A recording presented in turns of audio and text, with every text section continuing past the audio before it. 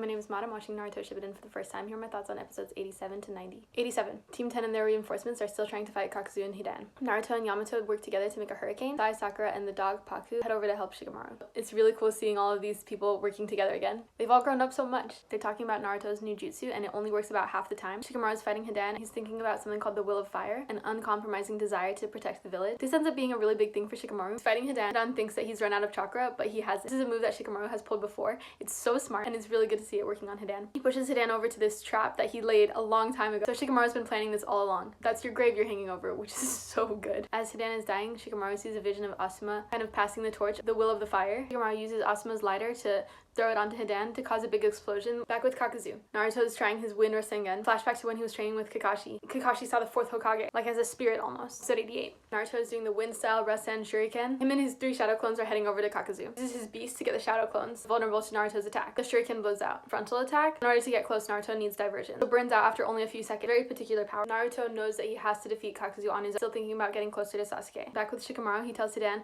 "You and your god don't frighten me," which Shikamaru with the good lines, okay? The grave underneath Hidan starts to cave in, and he's crushed underneath all the rocks. Deer digs up Shikamaru's lighter for him, continues to establish this idea that Shikamaru is part of the forest and the forest is part of him. I hope they continue to explore that. Honestly, at this point, Shikamaru's story may have come to a close. He's accepted that he cares for the city and he's going to do whatever it takes to protect it. It feels like he needs to become Hokage because that is how he would be able to best serve. Hopefully not, because I want Naruto to be Hokage. After Hidan is defeated, the reinforcements arrive. Shikamaru says that he had to do it himself, which is similar to what Naruto said earlier. So it's interesting to see these parallels. It feels like Shikamaru has really accepted and grown into this responsibility. Back with Kakuzu, Naruto sends 3 clones over to him, but Kakuzu's expecting it, so he jumps over them, goes straight for Naruto, only to find out it was a shadow clone.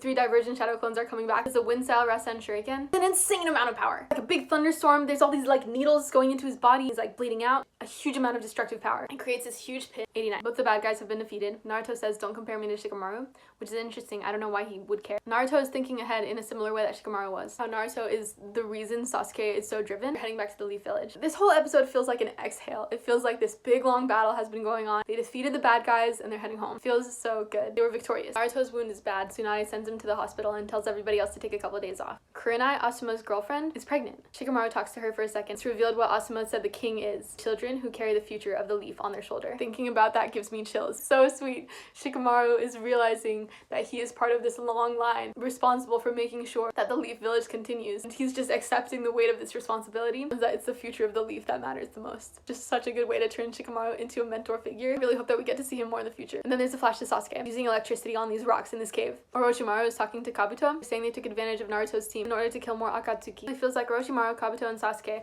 are going to be fighting against the remaining Akatsuki after the Leaf Village kills as many of them as they can. Back with Naruto's jutsu, they are doing an autopsy on the body. Naruto's jutsu destroyed the very chakra network, also affected Naruto's arm. So his right arm now is unable to use chakra network. Basically, he's very limited in the amount of times in his life that he can use this jutsu, destroy his ability to use chakra. I don't know if it affects his ability to use the Fox chakra.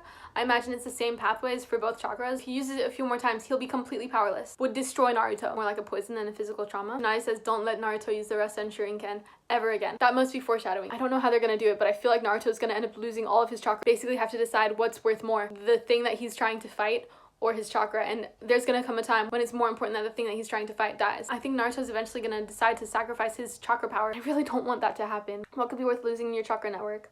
Is that what happened to the 4th Hokage? Probably not, because the 4th Hokage wasn't even able to do this jutsu. 90. Guy in the forest, he's sending a message about the location of Orochimaru, and he dies. Orochimaru's in this cave with like a dungeon, and there's a lot of prisoners. There's this girl, Guren. I think she's a new bad guy. She's with Kabuto in the cave, and I think she's gonna like kill the prisoners or something. I don't totally know what's gonna happen. I'm worried about Naruto's arm. Maybe his right arm will never have chakra again. Jiraiya shows up, which is so good. Welcome home, Jiraiya. I wonder where he was searching. I think they said that he was out looking for Akatsuki. Orochimaru talks about how Sasuke's almost ready. Sasuke's training and he sees this girl with pink eyes. Her name is Yukimaru. I don't know if her or Guren are gonna be important. Jiraiya decides to take over Naruto's training. Kakashi's heading on a search party to find the Orochimaru hideout. He's going with Hinata and Akamaru and that guy who uses insects. I forget all these guys' names. I can't tell Naruto that they're going to go find Sasuke because he would flip. That's the end of this arc.